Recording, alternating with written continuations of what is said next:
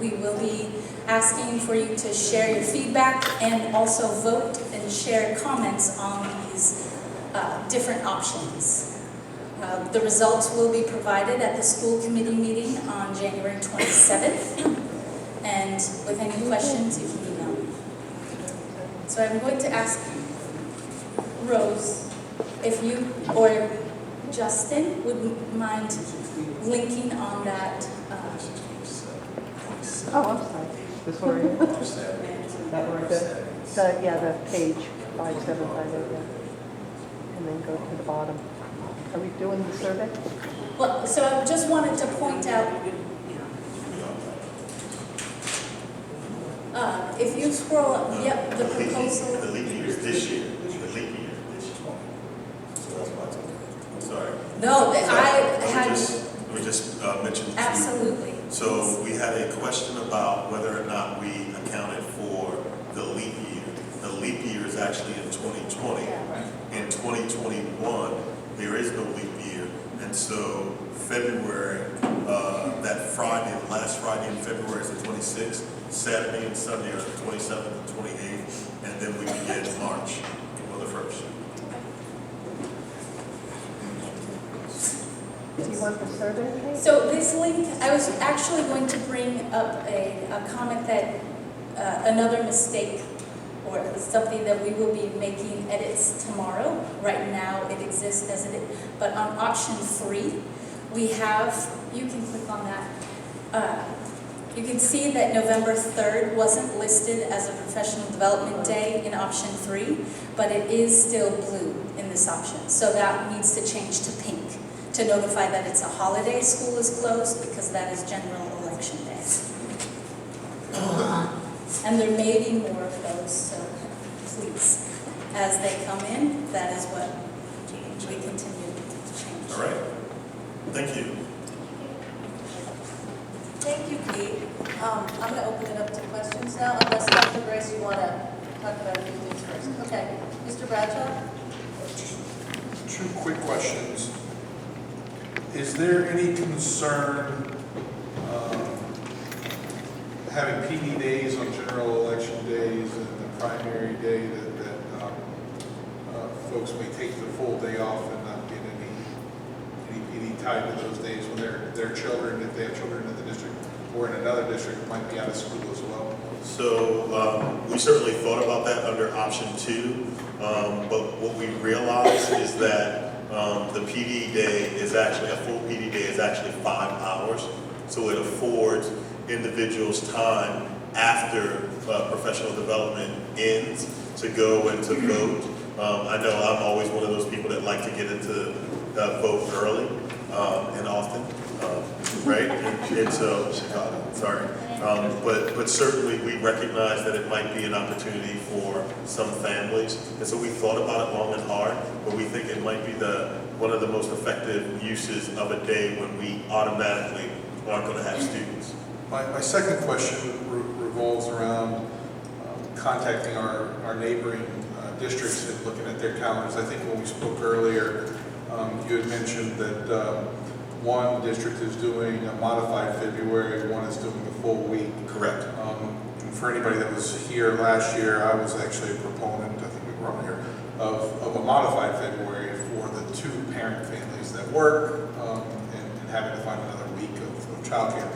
Are you seeing any trends within the districts near us or across the state that are moving in any one direction, either moving towards a modified February or moving back? Because at one point I think the districts were split, almost half and half were moving towards a modified February versus keeping a full week. Are we seeing any further trends, either moving more districts towards a modified February or going back to a full? It appears that most districts are going to a full, so that maybe going back to that full week, but it's certainly something that we will pull for the school committee and we'll provide so that you at least have numbers of, this many districts have a modified, this many districts have the full week. So we'll give that to you. And it was, I think, Portsmouth has the full week, and Tiverton has the... Yes, in their draft calendar. Correct. Do we know anything about Barrington? Not yet. Not yet. Thank you. Mr. Cabral? I prefer the first calendar, and the reason it's a selfish reason. I'll tell you straight up, it's a selfish reason, okay?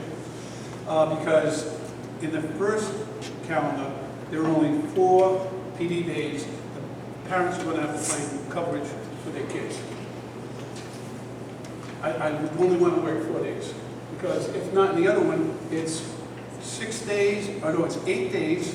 It's actually 3 full days and 5 partial days, which means you're still getting coverage, and you're also breaking up the educational process of that day. You know, you can talk about release time days, but for the most part, the job isn't getting done as well as it would be on a full day. And then on the last one, it's 2 PDs and 8 release days.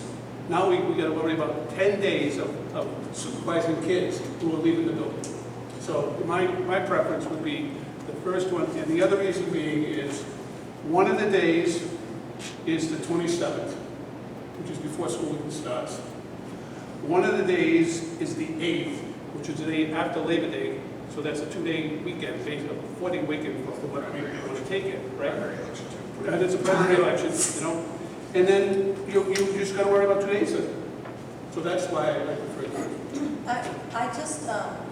I was hoping that Dr. Grace might address that, because we had a conversation about what the benefits are to having the early dismissal days, and how there's kind of more PD going through the year. So one of the things that we know is that professional development should be job embedded, that it should be meaningful, and that it should be ongoing.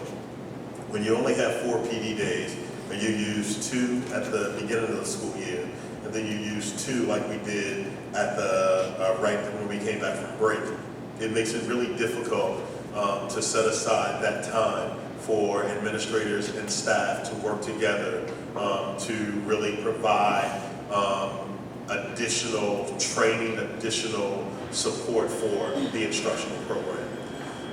I certainly recognize the burden that early release days may place on our parents, but I can assure our parents that those days would be used in the afternoon for our teachers to actually spend time throughout the year able to analyze data, to do things like flexibly group students. And this is a continuation of our efforts at Common Planning Time.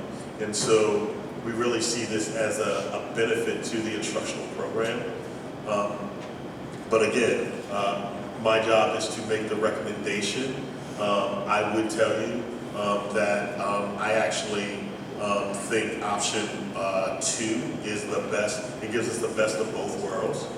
It gives us 2 PD days early in the school year, but it gives us 5 early release later in the year so that we can do exactly those things that we had talked about.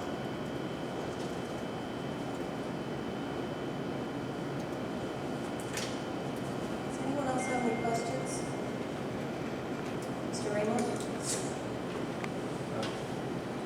Speaking, I think, to that point, and Aaron asked one of the questions that I was going to ask, and listening to Mr. Cabral, is it possible to explore whether, if we're going to be doing early release days in a way that we haven't in the past, and in a way that may not be easy for some families to accommodate or work with, whether as a district we're able to offer anything, even if it's on a somewhat limited basis, to families to as a means of childcare or having an early release day. Yeah, so I can tell you that when we had the idea of potentially doing some things this school year, we reached out to Cozy to find out whether or not they would have any type of availability.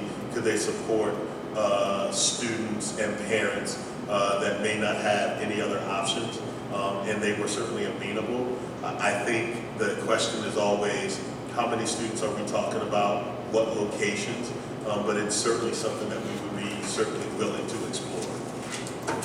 Dr. Bryce, one thing that I would also I'm asked. sorry, and that would be free of charge for that, for those days. It would not be a cost for those days. So what Because is it's only 5 days. sort of on the tails of that question?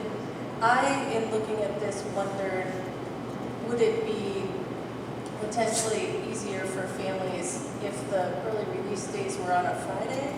Is there a reason they can't be on Fridays? Yes. Okay. So, early release days, one of the issues that we know that all districts have is that when you have professional development that bookends either Monday or Friday, there may be an increased desire to take the day as a sick day, as a personal day, which means that you don't get the benefit of the professional development. When you put the days in the middle of the week, what it does is, you know, it sort of eliminates that increased tendency.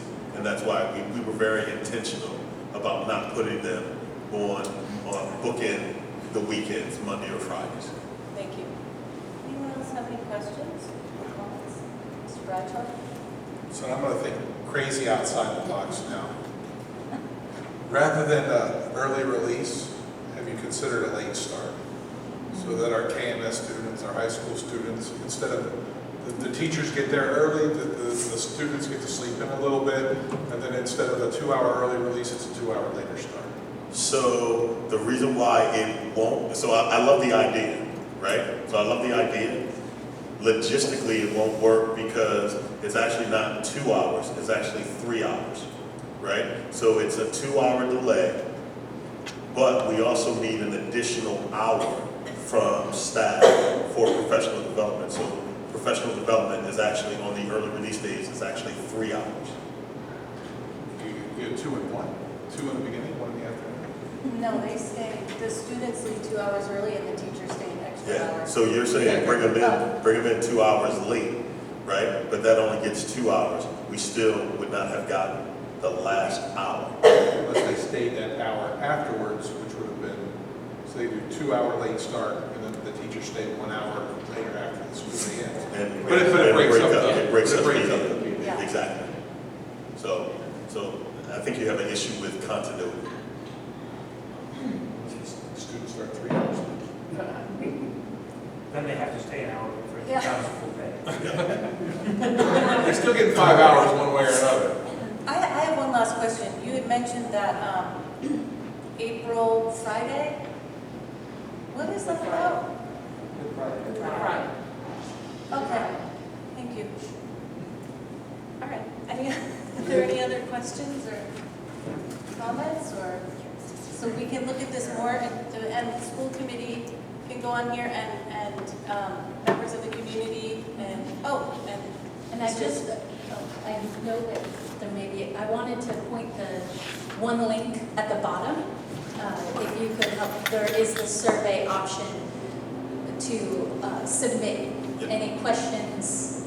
So if you scroll down this, which option is your top choice? Please choose to let us know what member of the community, or it can be anonymous. And then there's a place to send comments in the next section to my email address. I apologize. Thank you so much, Kate. Yes, Brian, give me 1 second, you can approach it then. When somebody goes on that, are they identified as going on Is your question, will they know if this exists? Or if I go on that site Yeah. and make my choices, and then I leave the site, can I go back again and make a choice again? It is, I will look into it because I don't know exactly. You know what I'm saying? Yes, Track so, the IP address if it makes sense. So, Right, that's what I'm saying, but I mean, You know it's what? something you could, so our director of technology is here. I wonder, Rose, if we could either require an email address, Okay. yeah. right? So in that way, yeah, maybe, Yep. yeah. Then you can click on, there's a setting so that people can only respond once. That's what I'm saying. yeah, so Yeah. let's do that. We'll make it so that everybody can respond Because once. otherwise, Voting early and often. All right, I know Ms. Ellsworth had a question, So, will that link go into Facebook and all the sites, so other people, rather than just the website? Okay. So what we'll do is we'll put links on all of our social media that will direct people back to the website. Okay, thank you. Yep. Mr. Tuster? So I just wanted to make a quick statement on behalf of the BWRSD leadership that it is our position that if options 2 or 3 are chosen in particular, those options are outside of the scope of our current contractual language, and as you know, this is a contract negotiation year. And so we don't currently know actually what kind of language we're going to end up with for the 2021 school year. So we feel that if either of those options, and honestly in some ways all 3 of the options are selected, we feel that it would be necessary to have a memorandum of agreement before we go into contract negotiations, because we feel that this is potentially a change to our contractual language that we need to be negotiated. So I just wanted to put that out there on the table. We did say that in the calendar committee meeting last week. To be honest, we from the leadership do not have a particular preference based on any of these at this point, but we did feel a bit uncomfortable with the way the discussion went on the basis that we are looking forward to starting negotiations and we don't want to have some portion of those negotiations decided kind of in a stringent way ahead of time. So we would actually ask that that be taken into account. So I think my response would be, number one, thank you, Brian, and members of the BWEA leadership as well as C94 for willing to work with us. As we mentioned, certainly the school calendar is ultimately the purview of the school committee. My responsibility is to provide them with that. I understand the point of contention that you have, but we absolutely have a responsibility to make sure that we have a school calendar. Whether or not we would negotiate over professional development, I don't think, and I've made my point very clear, I don't think that is a negotiated item, although we see it in the contract. I think what we are trying to do is adhere to the spirit that is in the present contract, which is 20 hours total, which is all of our recommendations, including option 3, which is actually only 18. And not to disagree with what you said about in the spirit of the contract, and I would agree that based on that, based on the hours involved in these proposals and the hours in the contract, what you say is correct. Our feeling is that because of the structure of early release days and what that would mean, that we would need to consult with our membership, and that we feel that that would be a change to actual working conditions that does need. And I think maybe we have a disagreement over this. Yeah, I mean, I think we do have a disagreement over it. It's okay, right? Remember, we've always said we build a relationship. We know that there are going to be times when we might not quite agree. You and the rest of the leadership have mentioned that you're going to poll your members, and so we certainly want that to happen. And then we'll meet again and we'll have that conversation. But certainly the school committee reserves ultimate right to approve the school calendar. Thank you. Thank you. Does anyone else have any other questions or comments? Thank you. I'm looking forward to seeing what the community has to say about the calendar. What else? Okay, thank you, Kate, so much, and Dr. Rice for all that went into that, and I'm sure Dr. Santa helped as well, and everyone who's involved. It's Great nice job, to Mr. get this Brown. early start on this and to have some different options, so thanks so much. Can I get a motion? Yes, that's what I was going to.